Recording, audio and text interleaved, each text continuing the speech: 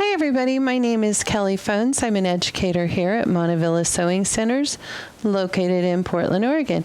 Today we're going to be working with the Janome Memorycraft 9450. It's a terrific machine. Quilters really love this machine, and garment sewers, especially if you're working with very large volumes of fabric. Like any machine, it's really important to know how to maintain it, and that's what this little video is going to focus on.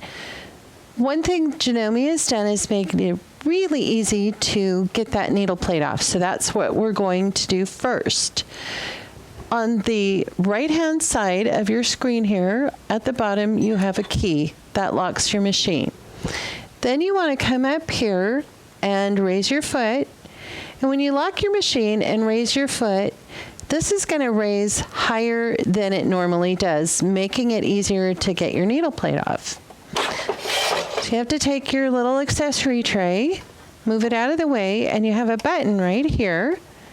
Just push that button, and your needle plate pops off. So you're going to go ahead and remove that. And this exposes the inside of the machine. Now, to clean it, you're going to want to take your brush, and I wish this machine was a little bit dirtier so you could see me getting all the fibers out. I'll work with a lot of flannel and try to make one really dirty and do this again for you guys.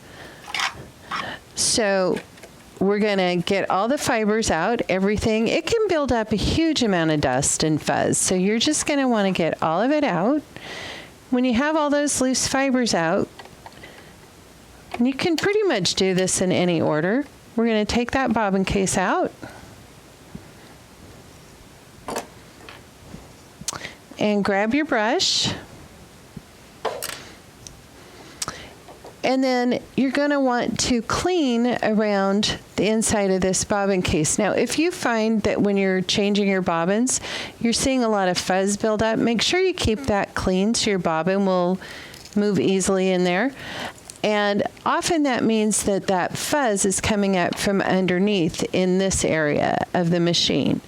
So if you do see fuzz building up in here, make sure to go ahead and fully clean the machine. Once you have that bobbin case cleaned out, you can take a little brush or a Q-tip and clean all the fuzz out of your hook area.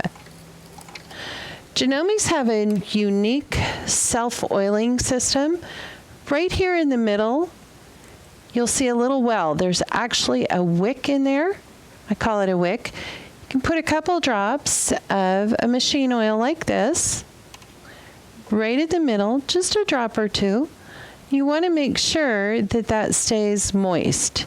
So often I will take my finger, push down on there, and if it's nice and shiny, I know I don't need to add any more oil to it. Then I'll take a Q-tip, put a drop or two of this oil on it, and go ahead and clean all of this area really well. So that's going to get the last bit of fuzz out. Then I'm going to turn it to the clean side, put another drop or so of oil on it, and oil the top here, this rim. Then when I have that all done, this whole area is clean, I can simply put my bobbin case back in. Well, I'm going to have to use my right hand because this is not going to work with my left hand. Of course, I do this all the time, but it's being filmed, so I am fumbling around with it.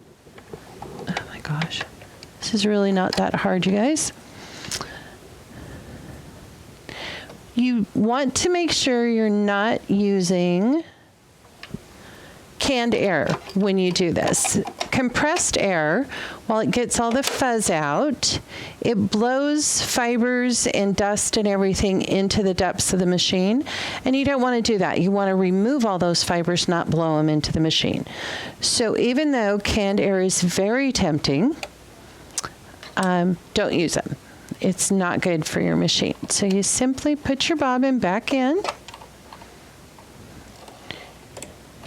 and up and around, and you are good to start sewing again. Put your accessory tray back on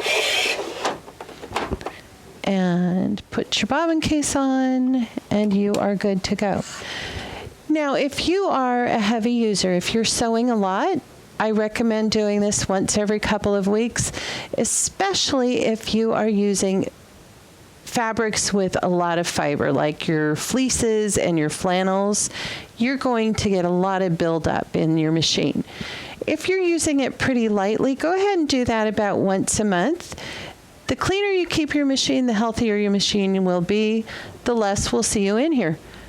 If you need any help with this, please feel free to give me a call at our Beaverton location. Happy sewing, everybody.